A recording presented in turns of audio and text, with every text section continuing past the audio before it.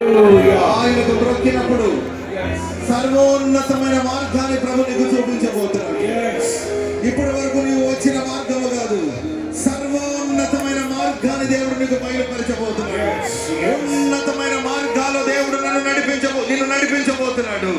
సర్వోన్నతమైన మార్గాన్ని నీకు బయలుపరచబడబోతున్నాడు. విశాల మార్గం నీకు హానికరం. విశాల మార్గములోకి వెళితే నీవు నిత్య నరకానికి వెళతావు.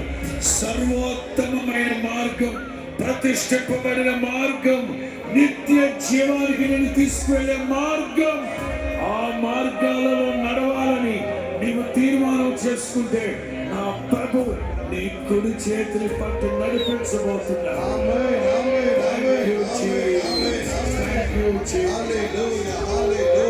ఆరాధిస్తుండగానే దేవుడు శ్రేష్టమైన మార్గాన్ని నీకు బయలుపరచబోతున్నాడు.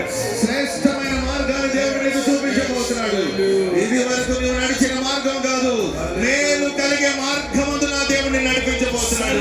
మార్గంలో ప్రభు నిన్ను నడిపించబోతున్నాడు. దేవుని రాజ్యములో ప్రవేశించే మార్గాన్ని దేవుడు చూపించబోతున్నాడు. శ్రేష్టమైన మార్గంలో ప్రభు నిన్ను నడిపించబోతున్నాడు. పరలోకములో ప్రవేశించే మార్గాన్ని బయలుపరచబోతున్నాడు. కోరుకున్న మార్గంలో ఆయన దేవుడికి నడిపించే దేవుడు. కోరిన రేవుకు నిన్ను నడిపించబోతున్నాడు. తొట్టిలకు పోకుండా చక్కగా పోవు మార్గంలో ప్రభు